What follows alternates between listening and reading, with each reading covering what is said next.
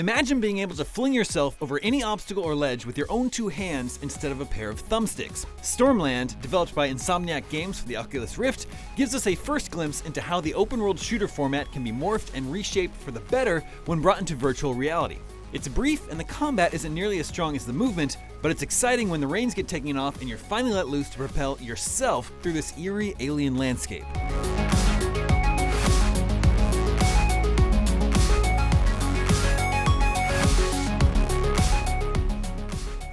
Stormland's main draw isn't its plot, which deals with an android searching for his missing friends amid a violent robot uprising. It is decently told, but what's exciting here is some of the most fluid movement mechanics and the coolest vertical world design in a made-for-VR game to date. And it is great that you can bring a buddy for two-player co-op at any time, though it's a drag you have to complete the first hour beforehand. The source of joy here is feeling like you have the complete run of a sprawling world, and Stormland delivers on that premise better than any other VR game out there, even Windlands 2 or No Man's Sky. While these games make use of one or two gimmicks, grappling hooks in the case of Windlands 2 and jetpacks in the case of No Man's Sky, Stormland lets you grab and climb any obstacle, fling yourself into the air, glide with your jetpack boots, and ice skate your way to freedom on the slipstream. You can upgrade yourself to jump higher, climb faster, and glide longer. It all feels great and is easily one of the smartest uses for VR controls thus far. There are a few kinks left to be worked out though, because grappling objects sometimes lacks an intuitive flow. For example, it's too easy to grab the world when you mean to pick up an object, or vice versa.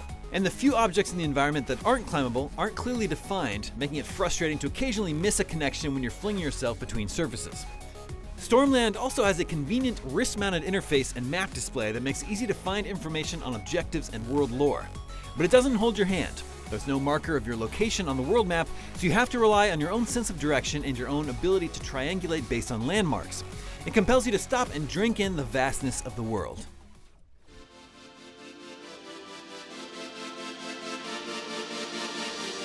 How you get from point A to point B is the real fun part, but when you get there, you have to take out enemy robots called the Tempest.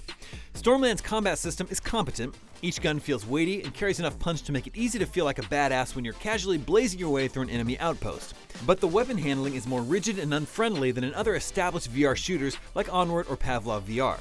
For one thing, your weapon is forced into a specific position when it comes near your shoulder. This results in wrestling with your weapon to make it fire in the direction you'd like it to, or learning to default to aiming from the hip.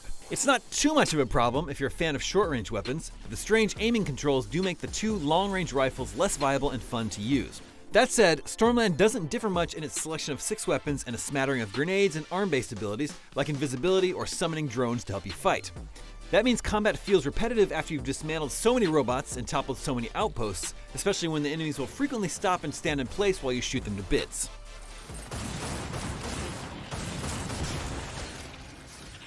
It's also annoying that you can't easily throw your weapons or use them in melee attacks as an impromptu defense, and can't reach out and disarm opponents outright. After using very tactile moves like those in games like Superhot VR and Robo Recall, it's hard to go back. It is disappointing that it's over so quickly, but once you've completed Stormland's 4 to 6 hour main story quest, you're sent off into the cycling world. This post-game light of sorts mimics the always-on and frequently updating nature of games like Diablo, Destiny, and Monster Hunter World by randomly switching around the layout of the map every 7 days. That does refresh things, but it doesn't offer anything in the way of large boss battles or quest variety.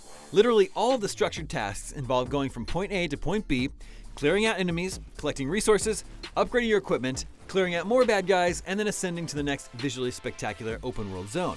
That's fine for a while, but it runs out of steam pretty fast.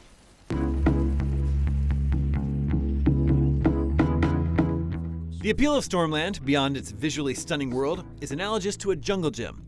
Once you've run through its brief obstacle course, it's up to you to make your own acrobatic fun. Jumping, gliding, or otherwise launching yourself off of Stormland's highest peaks with your own two hands is an absolute treat in VR, and one that's worth going through the motions of a middling combat, repetitive missions, and light story. For more VR, check out our reviews of Pistol Whip and Asgard's Wrath. And for everything else video games, stick with us right here at IGN.